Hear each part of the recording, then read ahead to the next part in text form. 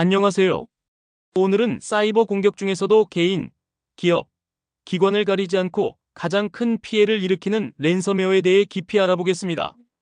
단순히 파일을 암호화하고 돈을 요구한다로 끝나는 것이 아니라 이 공격이 어떻게 진화하고 있고 왜 지금 전 세계가 랜섬웨어의 골머리를 앓고 있는지, 그리고 우리가 실제로 어떤 대비를 할 수 있는지까지 차근차근 설명해 보겠습니다. 1. 랜섬웨어란 무엇인가? 단순한 바이러스가 아닌 디지털 협박범. 랜섬웨어는 사용자의 컴퓨터나 서버에 침투해 파일을 암호화하거나 시스템 접근을 막은 뒤 이를 풀어주는 대가로 금전을 요구하는 악성 코드입니다. 랜섬이라는 말 그대로 디지털 인질극이라고 볼 수 있죠. 초창기 랜섬웨어는 단순히 파일만 암호화했지만 최근에는 데이터를 탈취하고 돈을 안 주면 인터넷에 공개하겠다고 협박하는 방식으로 진화하고 있습니다.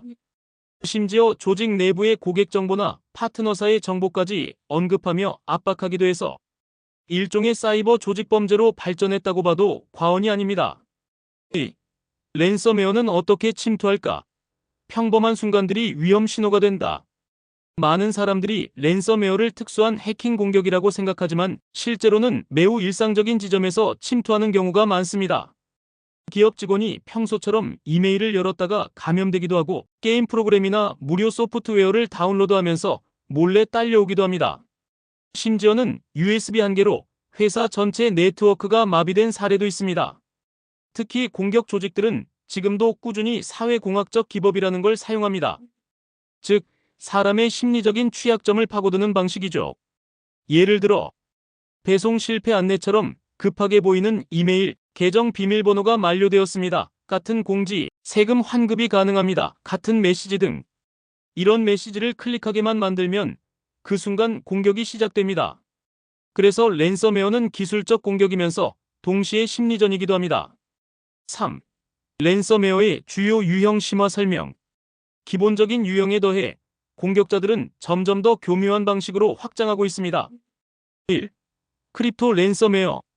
문서, 사진, 영상 파일을 암호화하는 대표적인 유형입니다. 특징은 파일 자체는 남아있지만 열 수 없게 되는 것. 2. 락커 랜섬웨어. 파일은 건드리지 않지만 시스템을 잠가버립니다. 윈도우 로그인 화면부터 막히면 일반 사용자는 방법이 없습니다. 3. 스퀘어웨어. 가짜 경고창을 띄워 불안감을 조성하는 유형입니다. 실제로는 암호화도 하지 않지만 사람은 공포 때문에 돈을 보내게 됩니다. 4. 더블 트리플 엑스토션. 이 방식이 문제의 핵심입니다. 1단계 파일 암호화, 2단계 데이터 탈취, 3단계 조직 고객 파트너사까지 협박 확장형 공격. 일부 공격 그룹은 탈취한 데이터를 다크웹 경매에 올려서 따로 팔기도 합니다. 즉, 피해자가 돈을 내든 안 내든 공격자는 이미 이득을 얻는 구조가 되어버렸습니다. 4. 최근 랜섬웨어 공격 사례. 왜 지금 더 위험할까? 전 세계적으로 랜섬웨어 공격은 매년 증가하고 있습니다. 그 이유는 크게 세 가지로 볼 수 있습니다. 1. 공격 조직의 기업화. 과거의 랜섬웨어는 개인 해커가 만들었다면 지금은 팀 단위로 운영되며 고객센터까지 있는 경우도 있습니다. 일종의 RAAS, 랜섬웨어 as a 서비스, 즉 서비스 산업이 된 거죠. 암호화폐의 확산, 비트코인 등 익명성이 높은 결제 방식이 생기면서 돈을 받아도 잡히지 않을 가능성이 높아졌습니다.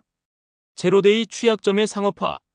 취약점 정보를 해커끼리 판매하는 시장이 생기면서 고급 해킹 기술이 누구에게나 제공되는 시대가 됐습니다. 이런 환경이 합쳐지면서 랜섬웨어는 이제 대규모 산업이 되어버렸습니다. 5. 시뮬레이터 시연. 그러면 지금부터 파이썬 언어로 개발한 랜섬웨어 시뮬레이터를 작동시켜 보겠습니다. 코드 개발에는 챗GPT를 활용했습니다.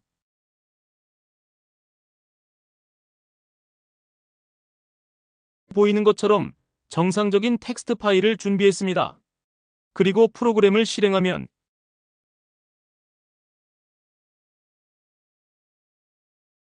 파일들이 암호화된 모습을 볼 수 있습니다. 그리고 해커에게 송금할 수 있는 창이 뜨는데요.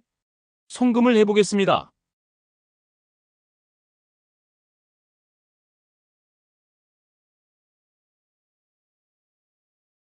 송금이 완료되자 복호화 키가 제공됩니다. 복호화 키를 입력하고 파일을 확인하면 다시 정상으로 돌아온 것을 확인할 수 있습니다. 이 시뮬레이션에서는 해커가 파일을 복구해줬지만 현실에서는 송금을 해도 원래대로 돌려놓지 않는 경우도 많습니다. 6. 랜섬웨어를 막으려면 어떤 노력이 필요할까? 핵심 방어 전략. 랜섬웨어를 막기 위해서는 평소의 보안 습관이 무엇보다 중요합니다. 1. 정기적인 백업.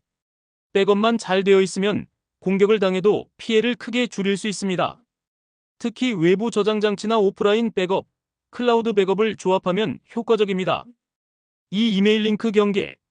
공격의 절반은 이메일에서 시작됩니다. 의심되는 첨부 파일은 절대 열지 않고 링크도 클릭하기 전에 주소를 꼭 확인해야 합니다. 3. 시스템 프로그램 업데이트.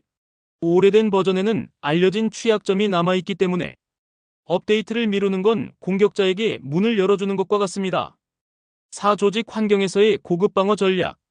네트워크 분리, 타단계 인증, 권한 최소화, EDR 엔드포인트 디텍션 앤 리스폰스 도입, 주기적인 모의 피싱 훈련.